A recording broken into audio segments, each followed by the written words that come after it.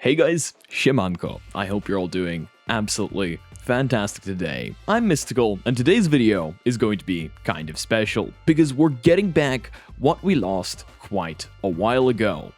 And for those of you that don't know what I'm talking about, I am talking about custom quest homes. For those that haven't been with us from before Quest V79 got released, in the past we were actually able to upload our very own custom quest homes without needing to use the ones that Meta preloaded for us. That was taken away from us after V79, when Meta started working on the loft environment. Thankfully though, now after a ton of hard work and entirely custom, remade from scratch processes, XAstroBoy over on GitHub and on the Discord has created a brand new project called Quest Home Editor that brings back custom quest homes and completely redoes the lighting and the assets to fit the new Meta home environment layout. There are a few downsides to this, but I don't think the downsides are actually anything anyone is going to care about. So, with that explanation out of the way, let me tell you guys about those downsides before we begin. First of all, there is no current way of actually changing your quest home, or having multiple different quest homes on your quest. Therefore,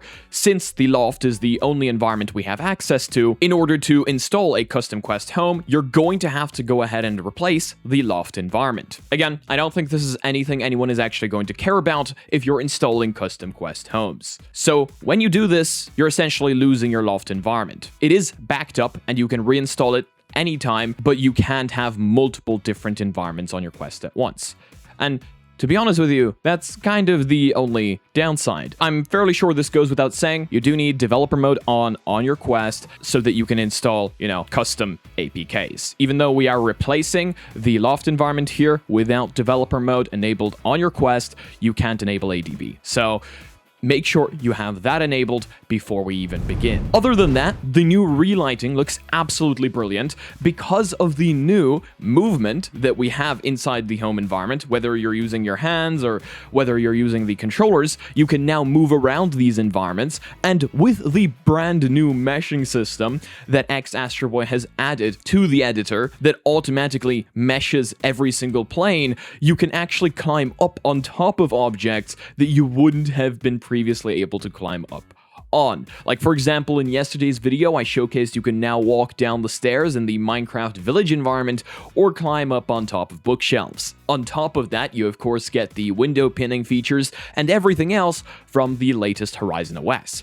Now, currently, as of recording this video, the latest version of Horizon OS is 2.6, and this does seem to work flawlessly on it. Of course, I cannot promise it will continue working on future Quest versions, but on 2.6, it works, and that's the version I'm going to be showcasing it to you on. Since I already have done this on my Quest 3 and showcased it in yesterday's video, today we're going to be doing it from scratch on my Quest Pro. And before we jump into installing anything, if you guys have any issues, the Quest Homes Discord will be down below where you guys can join in and ask any questions. I'll also do my very best to be in there, at least for a little while, to help people out, so in case you guys want to chat or showcase your Quest Homes, feel free to join. Also, a very important note for anyone having issues, the app does have built-in logging, which is very nice and very helpful for the developers. Please use it if you have problems. That way you can get the correct and full logs to the people working on the app. It just makes it a whole ton easier to diagnose problems. With that out of the way, let me take you guys through the process. So, you're going to need some form of computer here, whether it's Linux or Mac OS. This should also work on Mac OS, and of course, Windows is also supported. So yeah, download the binary that you want to use, whether it's Windows or Linux. Now, along with the Windows executable and the Linux binary, you will also require ADB. This is going to be different for every system. However, on Windows, I feel it's easiest and most up-to-date to just download Platform Tools directly from Google, extract it, and once you have it extracted, just copy all of those exe files into the same directory that you have the Quest Editor exe in. On Linux, it's going to be a little bit different for every distro. However, on Arch, for example, it's going to be sudo pacman -s android-. Tools, and that will install ADB system-wide. But yeah, just make sure you have either the ADB binary or executables in the same place that you have the Quest Home editor, or that you have ADB installed system-wide. And with developer mode enabled on your Quest, plug your Quest into your computer. If this is your first time plugging your Quest into your computer with developer mode enabled, you should hopefully get a prompt asking you if you want to allow debugging on this computer. So you want to just press yes always on that prompt, and that will allow your Quest to communicate with your computer through ADB. Now you want to launch the .exe file or the binary, whether you're on Windows or on Linux. And here comes the super cool part.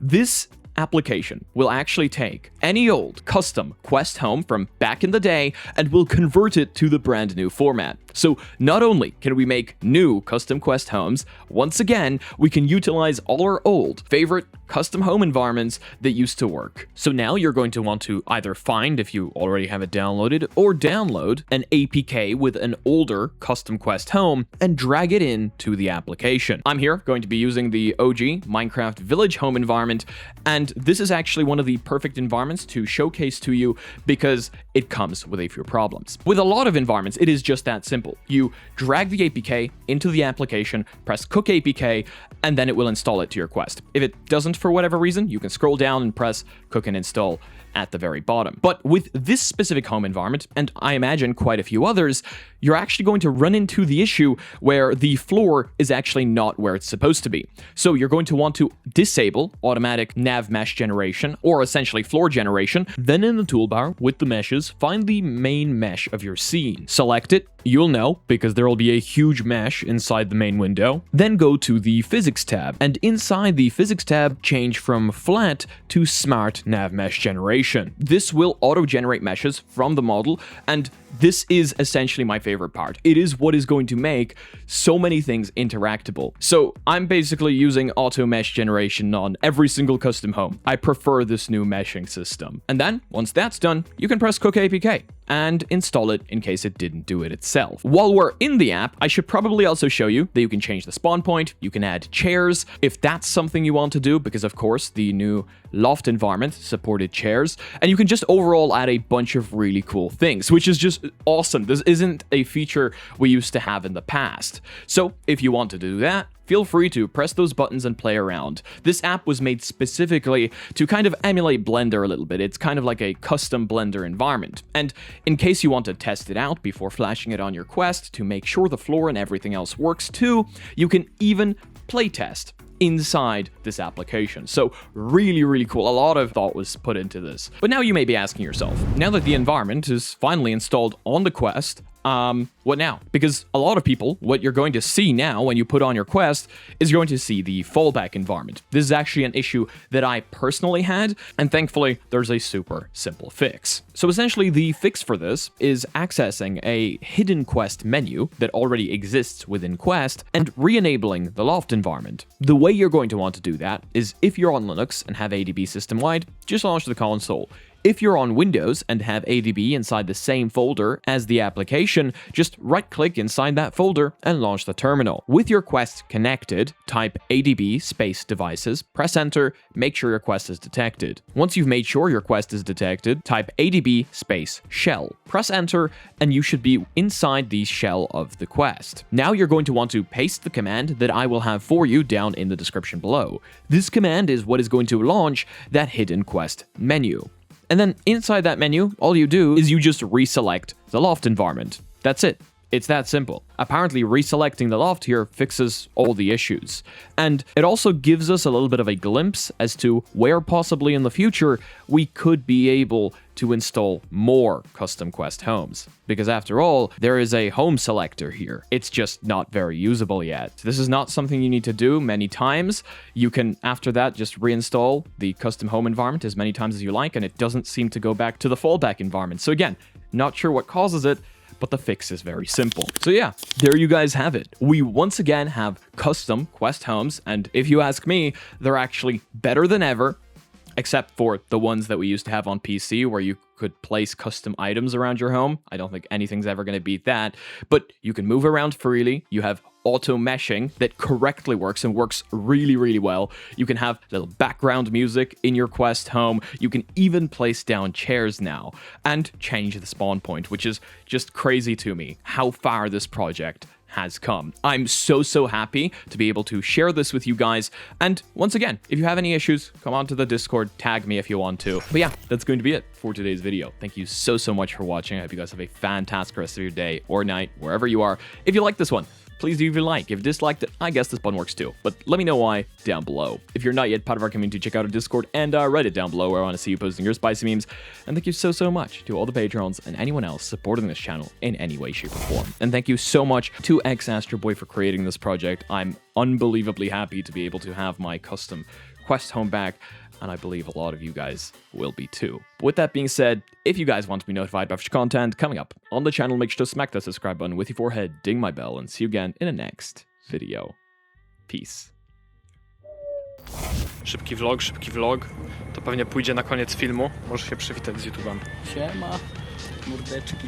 Witamy w Krakowie.